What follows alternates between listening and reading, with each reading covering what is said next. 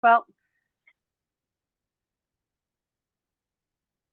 welcome everyone, whatever part of the world you're at. It's a pleasure to be here. My name is Joanna Osawe. I'm the president and CEO of WiRE, Women in Renewable Energy. I'm just going to quickly share my screen before we kick off with the amazing panelists that we do have, and especially with COP28 around the corner, we have a lot to talk about. We have a lot of great subject matter experts with us. But before we get started, I certainly want to give you a little bit of an overview and flavor of what we do at WiRE and why we do this at WiRE. So our mission at WiRE is very simple. It's to advance the role and recognition of women and underrepresented groups in the climate sector as well as in the energy sector. Today's discussion is going to be on COP28, Road to Climate Change from Earth to Sky, the energy transition of the UAE.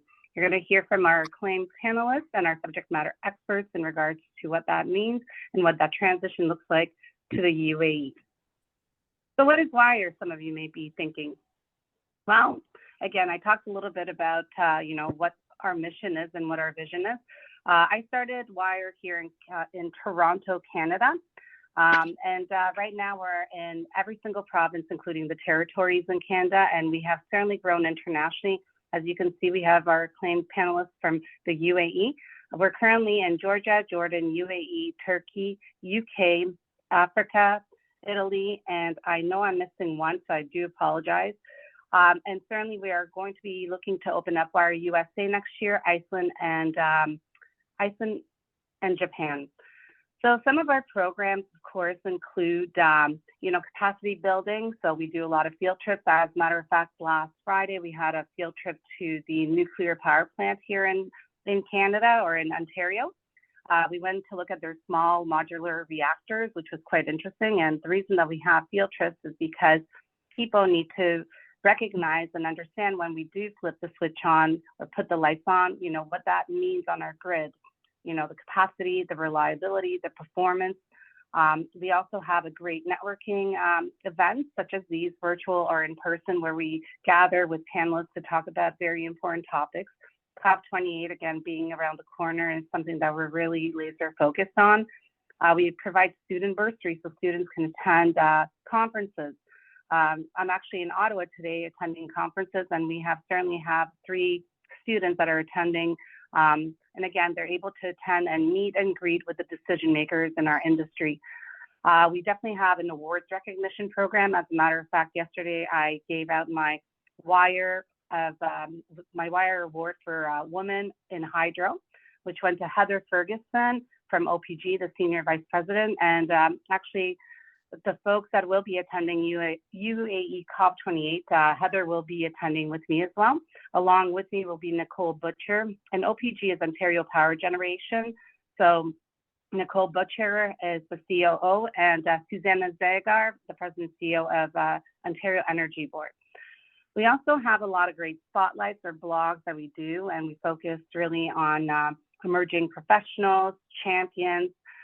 We also do speed mentorship. Speed mentorship is a way to bring decision makers and, again, students and emerging professionals, and it's sort of like speed dating, and we move around and students are able to aggregate and understand market intelligence, are able to understand how mentors have laid their path.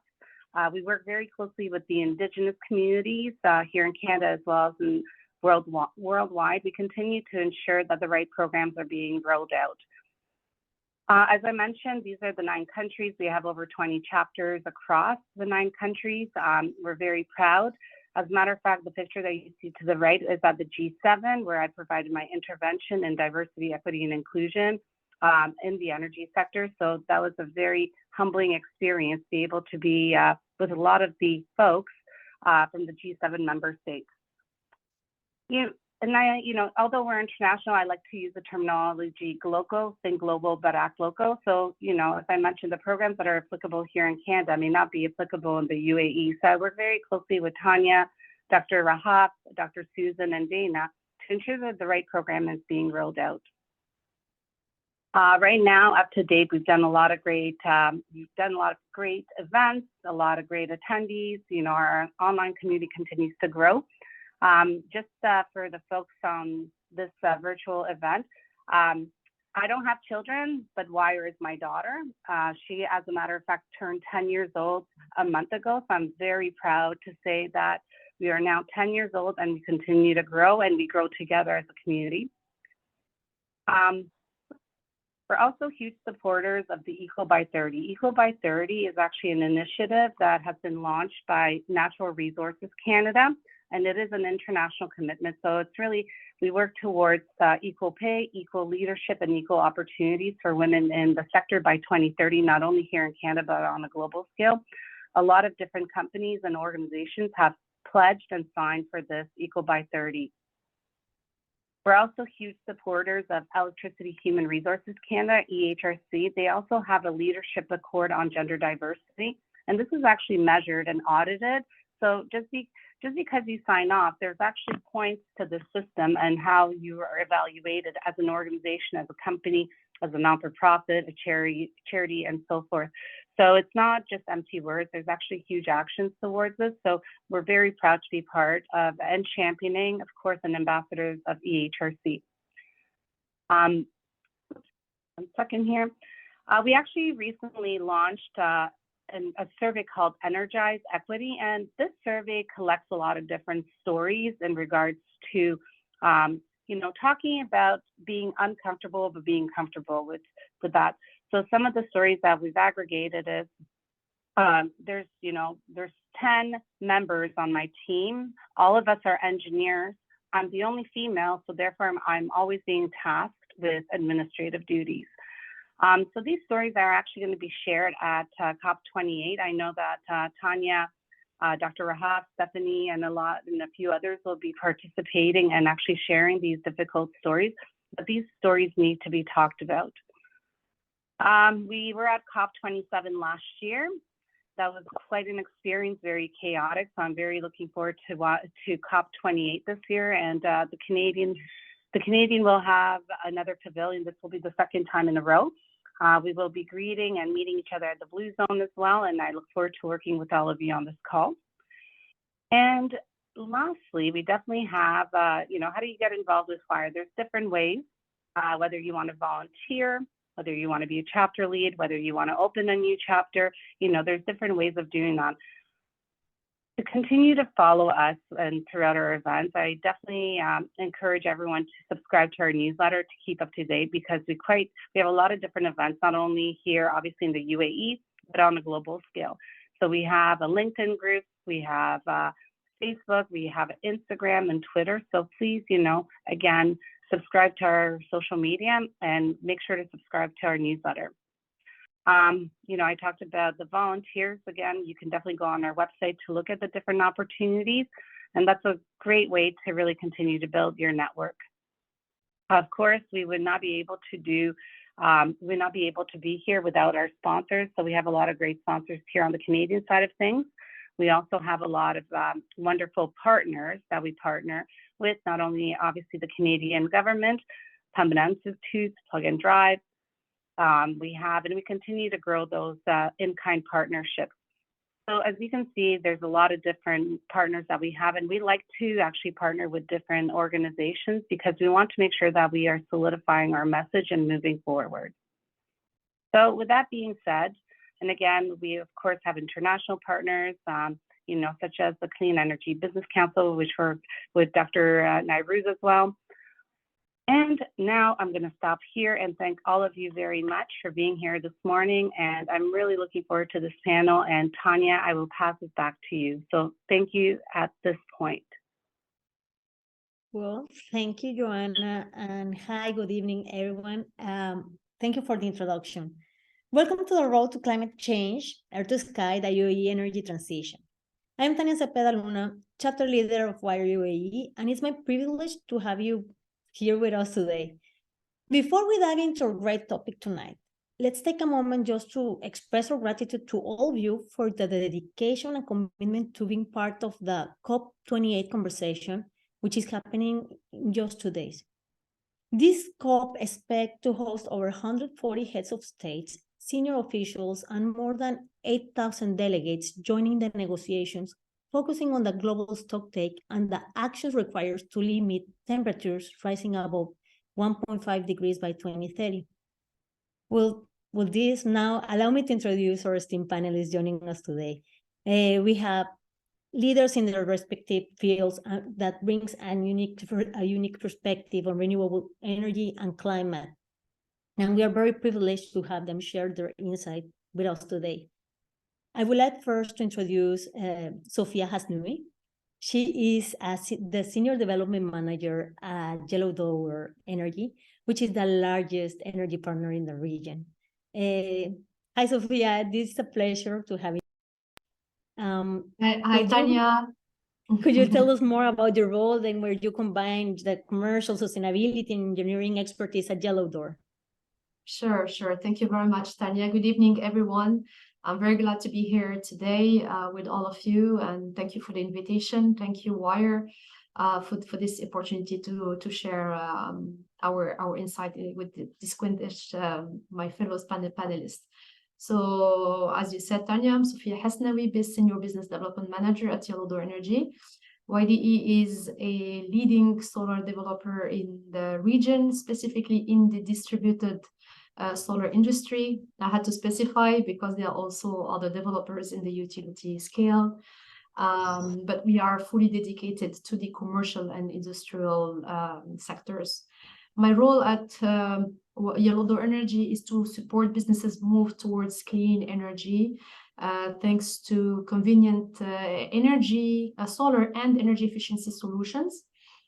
So companies are able to reduce their energy costs and their carbon emissions through convenient long-term energy contracts. We call them solar lease agreement in the UAE. They are commonly known as PPAs, power purchase agreements, in other places or other countries. I have a strong focus on the UAE market. I moved to Dubai in 2011, so it's one of the countries I'm looking after. And I'm also a facilitator at the Climate Fresk, which is an interactive and collaborative workshops to learn about the mechanism of climate change. So I'm also a sustainability advocate. So that's about myself. Thank you, Sophia, and thank you for joining us today. Next, let me introduce you to Rola Nasreddine.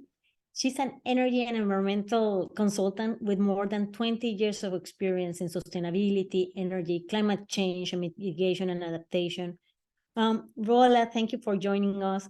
Could you tell us more about your work and the role that you will have as delegate at COP28 for the Lebanese Ministry of Environment? Good afternoon, everyone, and thank you so much, Tania. And it's my pleasure to be in this panel today among the distinguished speakers. I provide consultancy on climate change, on sustainability and environmental issues. And I am within the Lebanese delegation, in specific the Ministry of Environment in Lebanon at the COP28.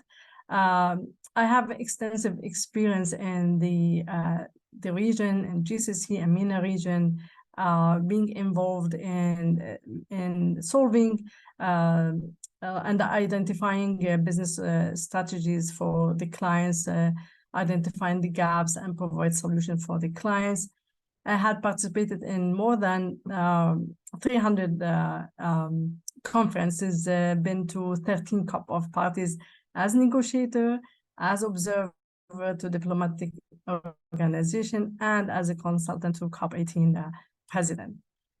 In addition, I do design and deliver training programs related to climate change, UNFCCC negotiations in the Middle East and across also Canada. Thank you.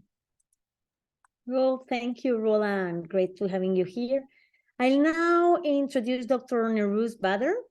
She is the CEO of Envision Partnership and head of COP28 Connect Group for the Canadian Business Council. Dr. Badr has an extensive experience recruiting C-suite and boards of directors, and she's a champion of diversity. Welcome, Dr. Badr, and thank you for joining us today. Could you Thank you, please Tania. share with us your experience and how to address diversification and sustainability at C-suites and board level in the organizations? Thank you. Thank you so much. I'm Nairouz Badr, a Syrian Canadian, lived most of my life in Dubai, and a proud mother of 2 young ladies. And one of my mission as a mother, as well as a business leader, is to ensure that tomorrow is much better environment for our children and their children. So I've been heading Envision partnership for few decades now, and one of our biggest mission has been equity. So we've been really trying to change status quo in the region, specifically to ensure that we have 50% of female on boards as well as on C-suite. When we're talking about diversity and sustainability, they go hand in hand, and hence, all the ESG somewhat complement each other. And we have been also engaged at various levels in terms of sustainability, climate change, like Joanna mentioned earlier, with the Clean Energy Business Council, with the CBC, with the Dubai Chamber of Commerce and others, to ensure that we raise awareness and try to bring decision makers on board and agree on, if you will, certain plan of actions going forward to ensure that those ambitious goals that we have among us that are going to be implemented. And I have to say, I feel very proud to be part of the UAE in this mission because, we have seen so many initiatives that have really taken serious steps in terms of implementation. Very happy to be here with you today. Well, thank you so much, Dr. Badr, for joining us for the introduction.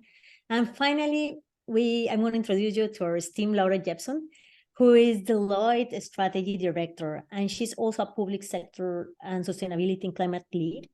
Welcome, Laura. And I wanted to ask you, could you please share with us about your expertise in supporting governments and defining their sustainability goals and strategies, and how you help your clients with their sustainability transformation journey? Absolutely. Hi, and thanks very much for inviting me to the panel. Very excited to be here. So as Tania was saying, I'm a director in our strategy practice in Deloitte Consulting. So I lead our sustainability practice within consulting and also within our public sector practice, leading our sustainability work there. So a lot of what I do day to day is thinking about how can governments lead the charge in making some of these changes. Obviously, as we know, it's so important for governments to be the first half of the equation when it comes to making these changes, to make sure that we have clarity about where we want markets to go, how to have regulation to ensure compliance in some of the most important areas, but also have support programs, incentives, and kind of more programs to help different parts of the economy make these transitions. I personally specialize in city level development and sustainability transformation. So I look at how do these changes need to happen at the city level? How do city governments deliver services? How do they set policy? How do they build their infrastructure in ways that is, more sustainable, but also more resilient? And obviously, a lot of the impacts of climate change are going to be happening to cities, and there's a lot of vulnerable populations there that need to, have more support to make these adjustments and, live prosperous lives in the future. So that's kind of what we do. I'm very interested in the transition between, or the intersection between government and private sector, and how do we move that forward. So hoping that the conversation today can come up with some bright ideas about how we use COP28 to move that agenda forward. Great. That's what we are here for. Let's bring it and let's start. Thank you, Laura, and all the panelists for sharing and introducing yourself today. And we are now moving to our discussion. So we encourage our audience to save all your burning questions or send it to the chat, and we will try to follow up at the end of the panel. Let's focus now on our topic, which will be the development of energy alternatives in the UAE and how they're raising funds for sustainable development as a framework. We'll discuss the UAE energy strategy for 2050, that white clean energy strategy, and your views on the challenges and opportunities for the region, including initiatives led, for example, by Dr. W.i.R.E as the Green Economy Initiative. I would like to hear more from your takes on that. And with the idea that we are currently confronted by the challenging of increasing renewable energy and revolution, I think our world and the industry will require a great amount of funding to get or to achieve. And how will this affect our global goal to triple the renewable energy to reach the 11,000 gigawatts that we require by 2030? What does this target means to the? I would like to discuss with you what does this target means to the UAE energy transition, which is a major oil economy. Starting with this base, first I will ask Rola that this question, considering the ambitious net zero 250 goals in the UAE, we're eager to hear. I'm eager to hear your thoughts on the challenges that may rise in scaling up the renewable technologies, particularly solar or wind, in the energy mix. Can you please share with us your insights? Sure. Thank you so much, Tania. Of course, there are several challenges associated with the scalability of renewable energy technologies and the UAE's energy mix. Among these challenges, we'll talk about firstly the water scarcity, of course, the production of solar panels and the maintenance of solar installation require water. And you know, here in UAE, as well as all the GCC countries, they have desalination of the water to use it in the maintenance of the renewable energy. So given the hot climate and the water scarcity in UAE, the water current of renewable energy technology becomes a concern. So what is needed is, we need to implement water efficient technologies and practices in the manufacturing in order to maintain it and have it a better process. The second challenge we'll talk about is the integration with the grid. So integrating large amounts of renewable energy into the existing power grid requires significant upgrades to the grid infrastructure, grid management, and the storage solutions to ensure reliable power supply. The third one as well about the weather condition, as I mentioned, in the GCC and UAE specific, you have the hot weather, high temperatures, and you have sometimes sandstorms. This would affect the consistency of the renewable energy generation. There is an issue also, a challenge with the storage technologies. So the development of cost-effective and efficient energy storage is essential to store excess energy generated during peak production times for use during these periods of low renewable energy generation. So I think the advancements in the energy storage technologies, such as batteries, are crucial for overcoming this intermittent nature of solar and wind power. Another challenge is the technological advancement. So there is a need for a continued R&Ds to enhance the efficiency and reduce the cost of renewables, a breakthrough in these technologies, energy conservation, efficiency. There is also a challenge about the policy and regulatory frameworks. So there is a huge need for more supportive policies and regulations and legal frameworks for the renewable energy, and when we have to integrate this into the energy mix. Such policies would provide, for example, incentives for the private sector, establish more frameworks for competition and grid access. In addition to, there is the economic and financial challenges, the market, the land use. So I believe, I mean, addressing such challenge will be crucial for UAE to achieve its net zero carbon emissions by 2050. And there is also a need to collaborate efforts between the government, the private sector, research institutions, universities, in order to overcome these challenges. Thank you. Well, thank you, Rola, and great for your insights. And I totally agree that to achieve this scaling up and adoption of the green energy that we require acceleration and deployment of the technologies, as well increase of finance and the infrastructure and policy. So we have 5 years as well to our first target to 2030. But we see now new plans that include 200 the new hydroelectric plant in Hatta, for example, that includes 250 megawatts that will be just starting to work by 2025. We have the expansion of the 6 gigawatts in Abu Dhabi, and the plans to produce 30 megawatts from the waste plant. So, and without including the nuclear plant, we will provide 25% of the electricity for UAE. Well, these are some concrete examples of reducing emission from the energy sector that will help to achieve the net zero by 2050. And now, this is part of our first question. Now we want to pivot to our next set of questions, which are regarding policies and initiatives, where was the last point that you touched. I will stay with you. That will, Rola, if you can tell us your insights, and we'd like to hear from you and the other panelists.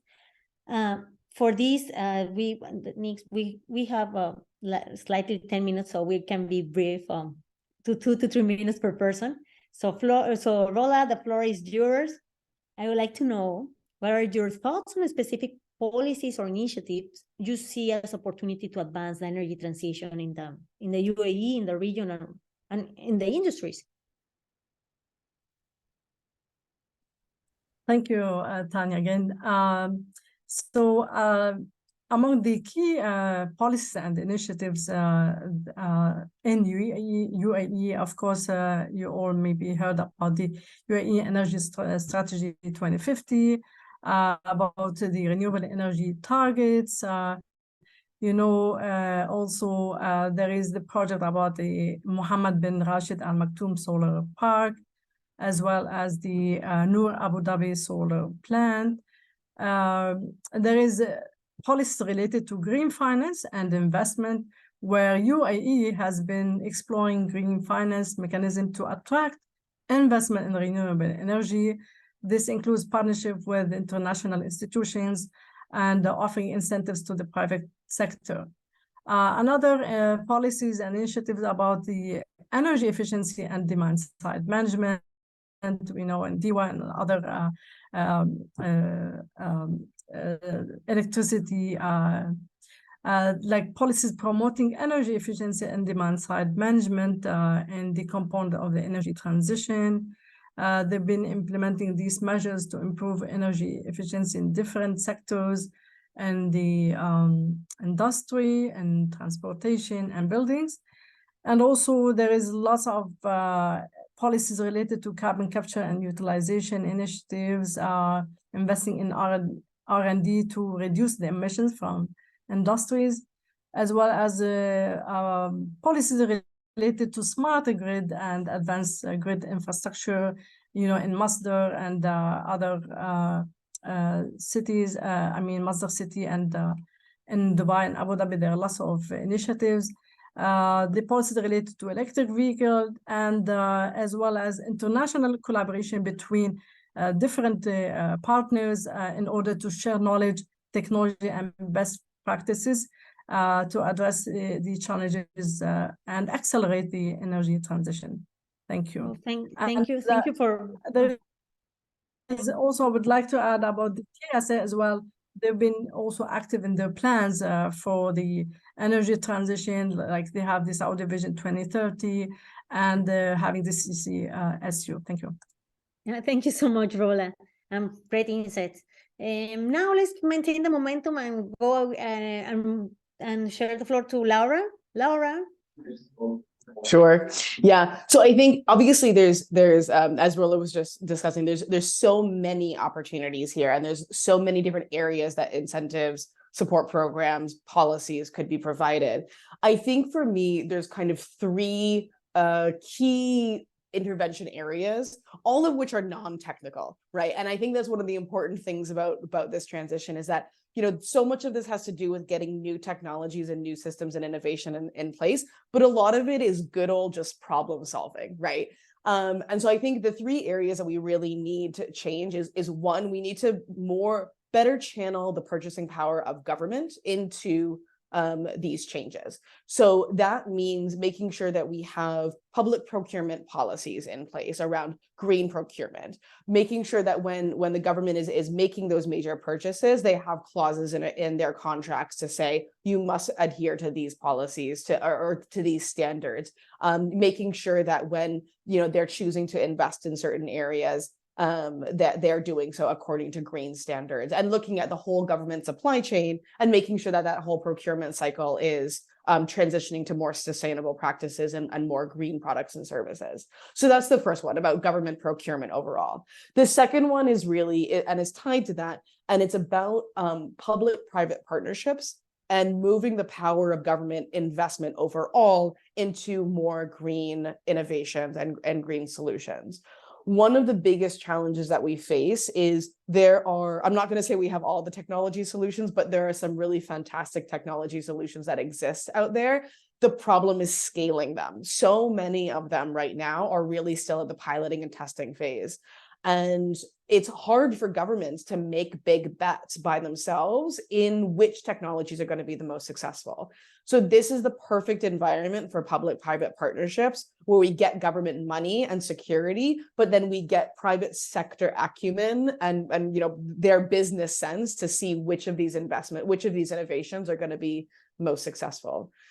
And the third area that's, you know, pretty standard, but still very, very, very important, is about education. And the government has a real role to play to make sure that, whether it's education at the primary level, to make sure the youngest people, the next generation, really understand the problem and are integrating sustainable practices in their day-to-day lives, all the way through to continuing education and making sure that education exists, education and re-education programs exist within industries so that people understand the challenge better, within businesses to make sure that they are making those decisions, all of their business decisions, in more sustainable ways, and it's not just left to the sustainability department.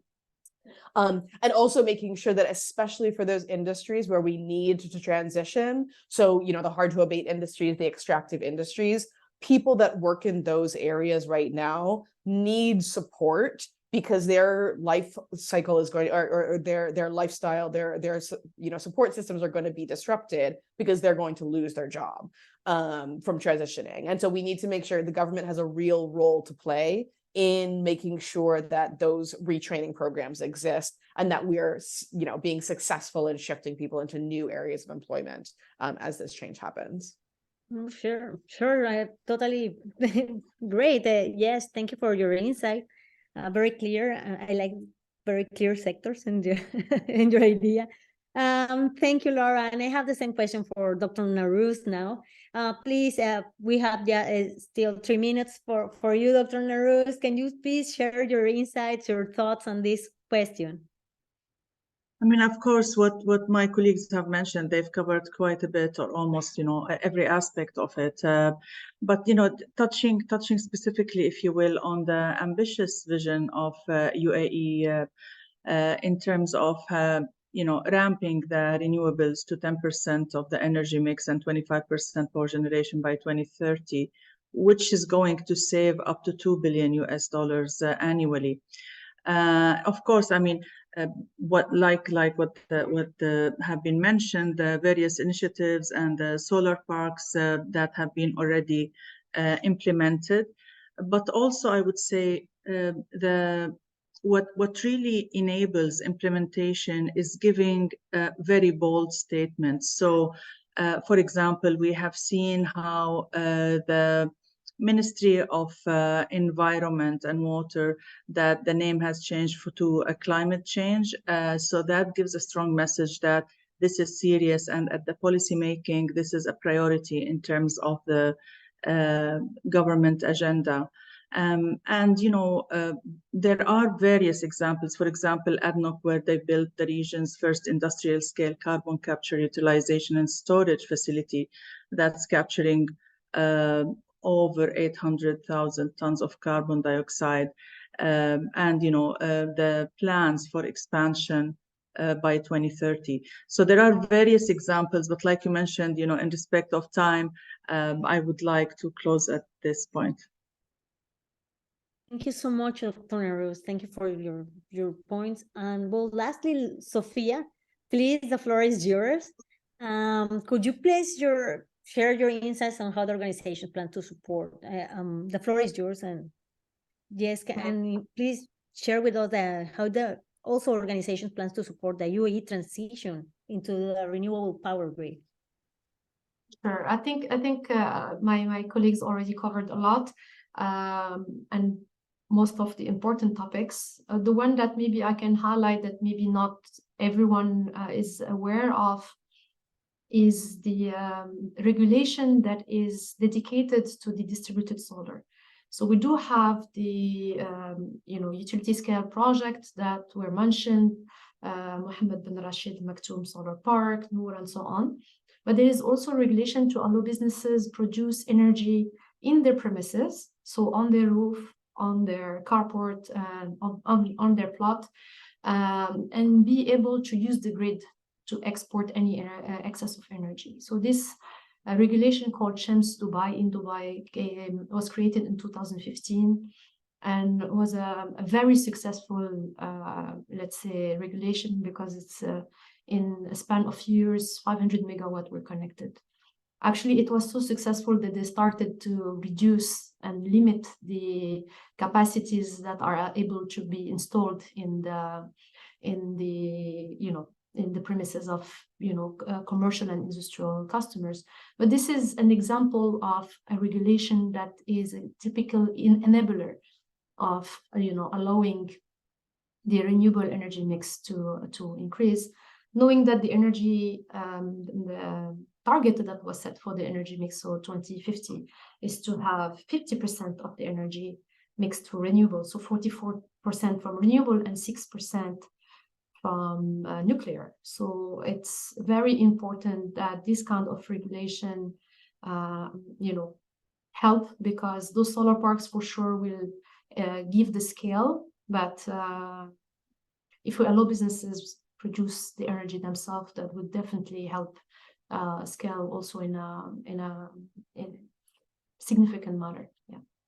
So everything else was covered, of course, education. But I always say we have to start by reducing, right? It's not just avoiding.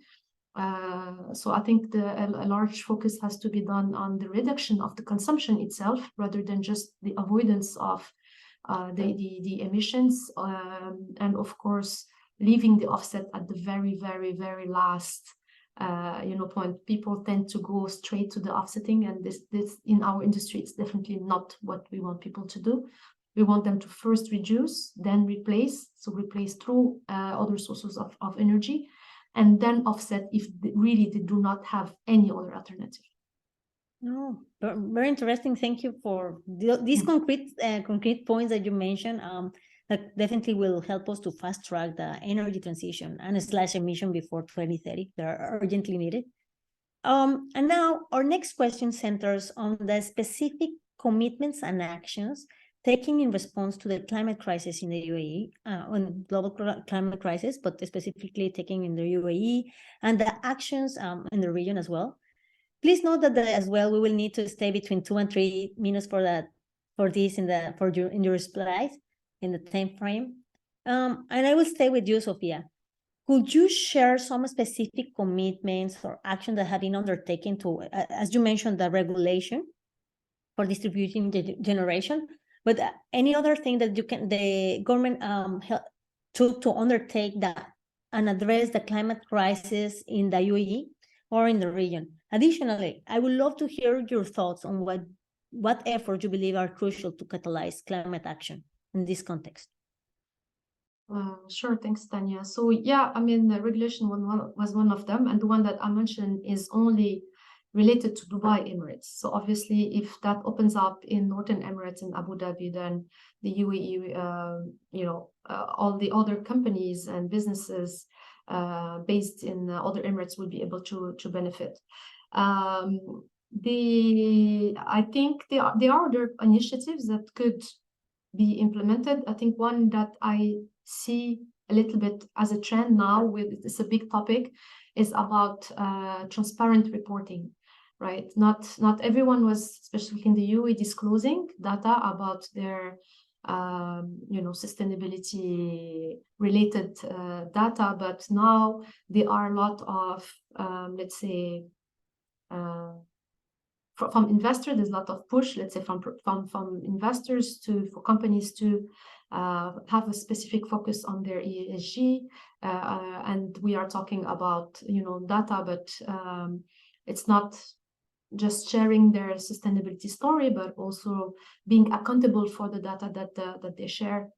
And the Ministry of Climate Change and Environment also has initiated for companies to be able to pledge, so to sign a pledge that they will actually have a commitment for net zero within a time frame and be able to report and disclose the data. So they are encouraging people to disclose, and the more you measure, the more you can act.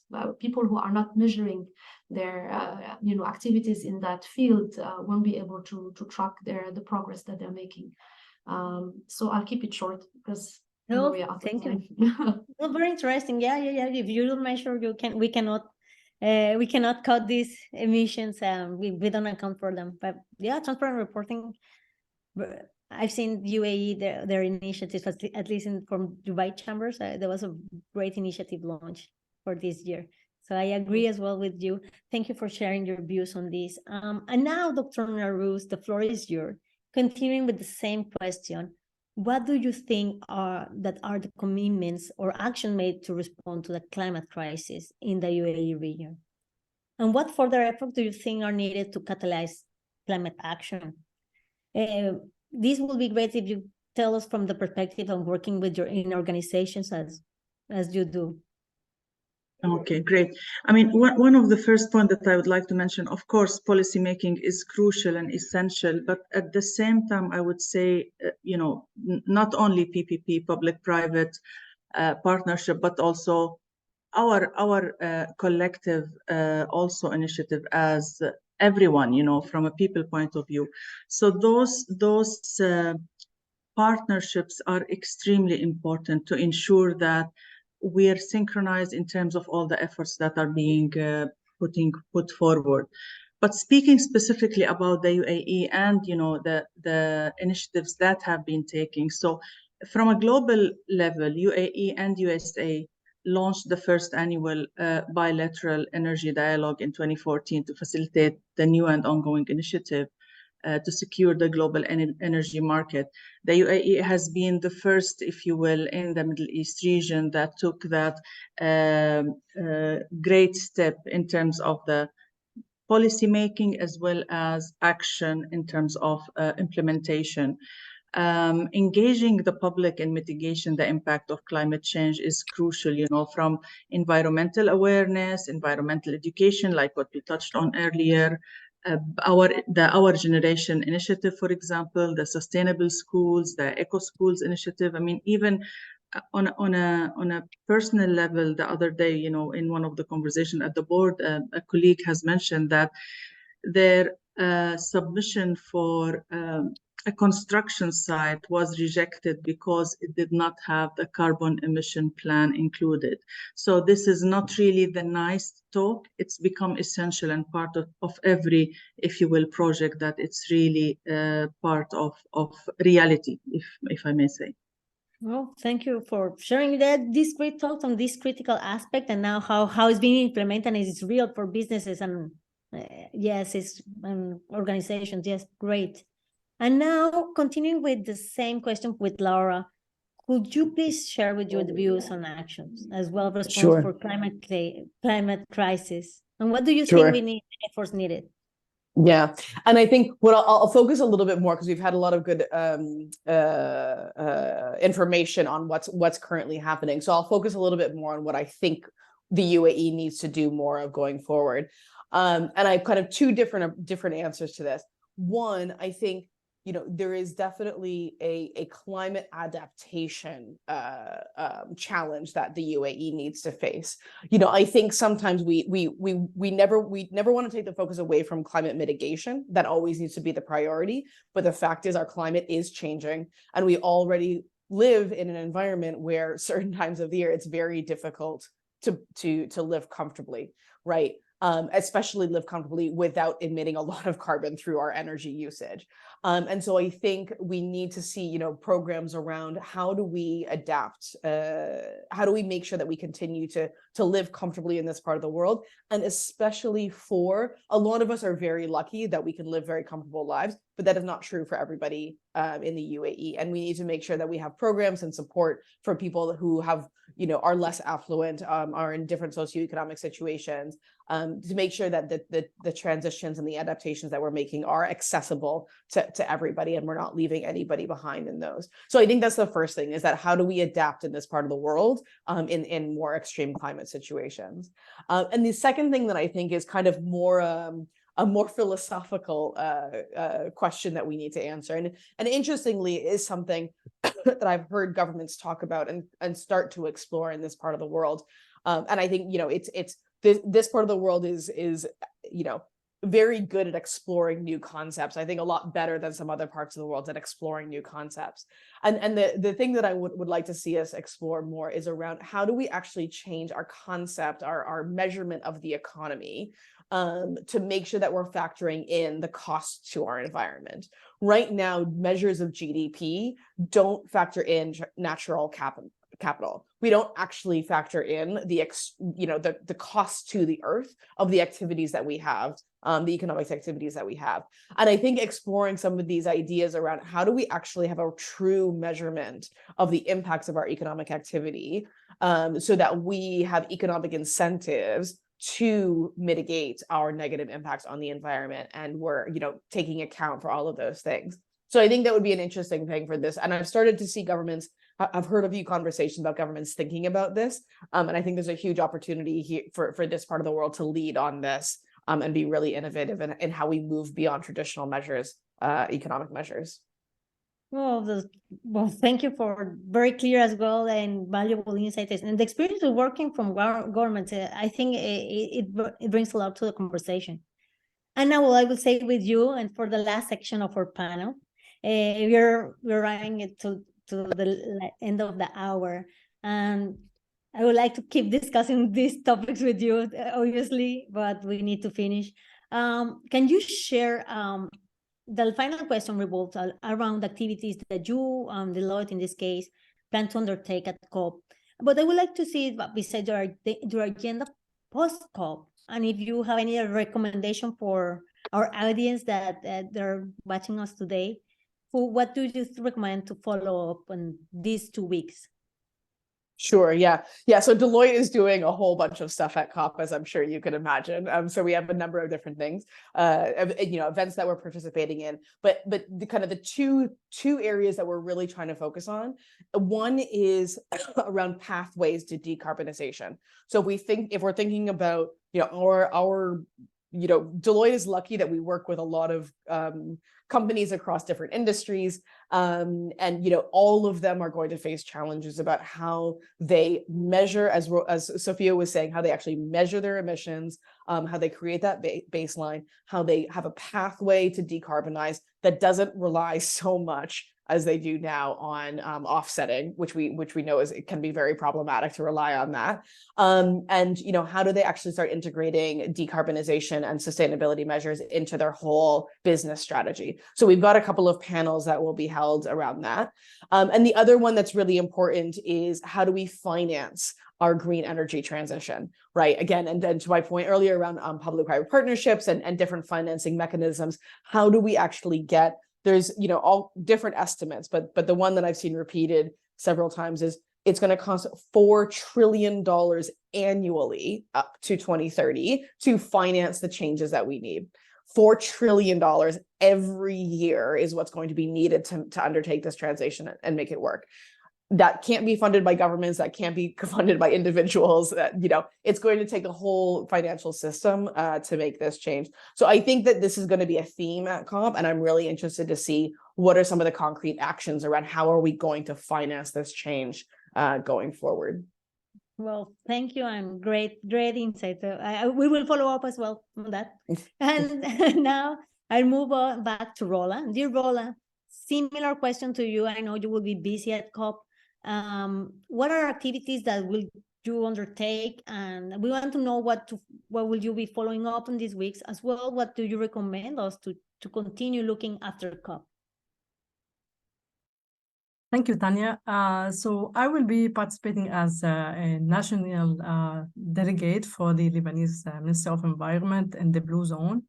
And also I will be joining a panel for the COP28 side event. It's SMEs, Game Changers, and a Just Transition to Circular and Low Carbon Emissions on December 18th. So if you have time, if you are in the Blue Zone, please pass by to listen to us.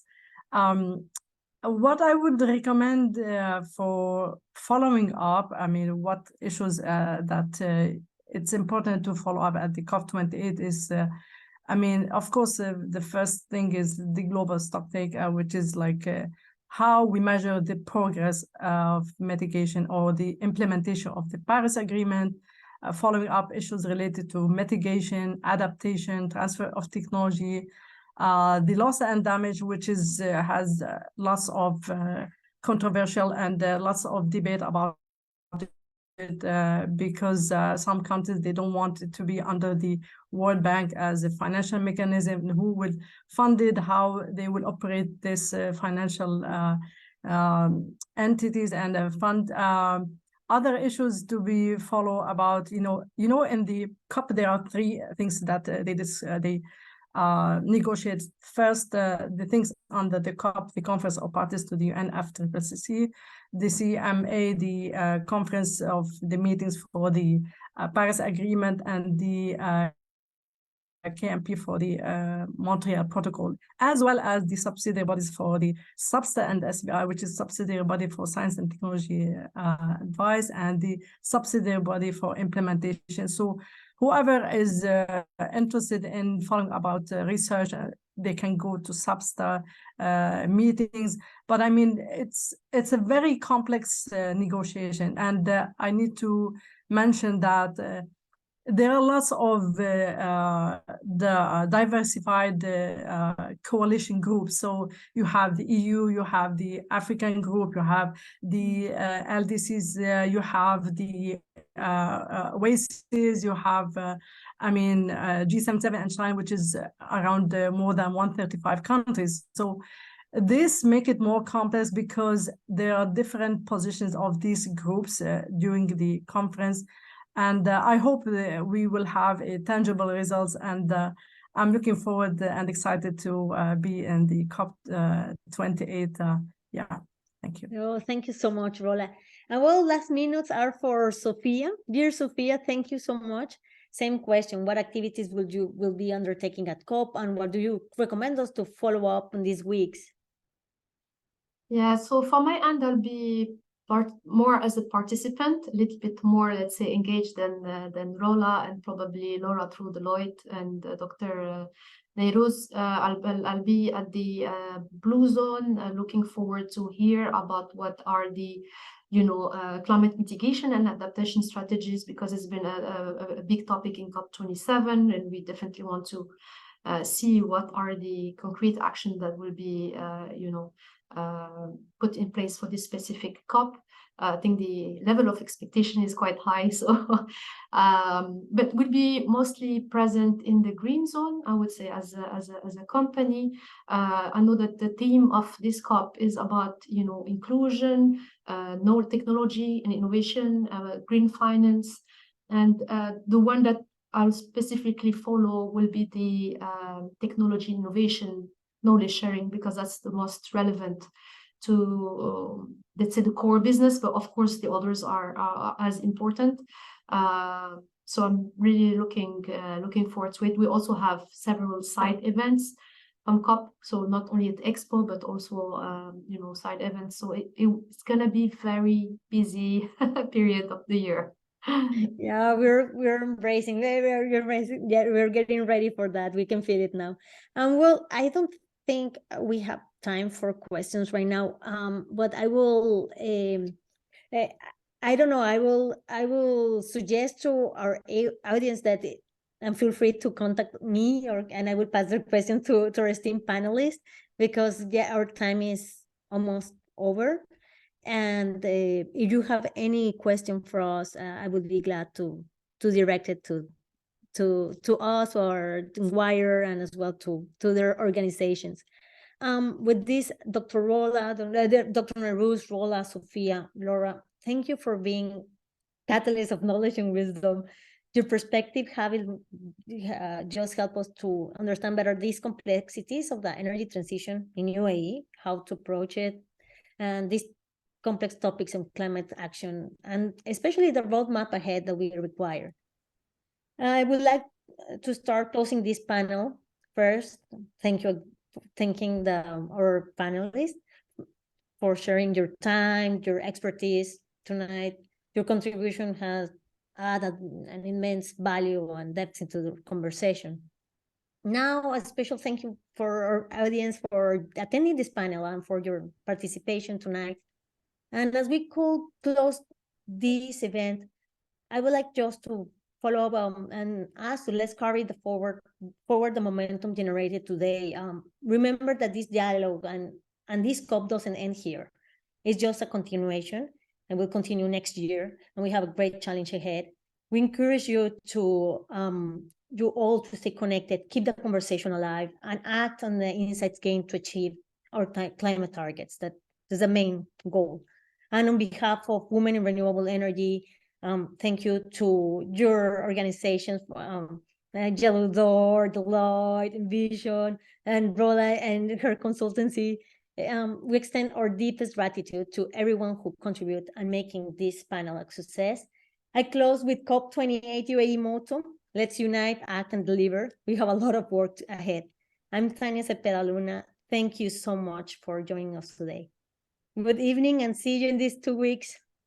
Thank Thank you. you. Thank you, Bye. Tania. Thank you. Everyone. Thank you Bye. for joining us. Thank you. Bye.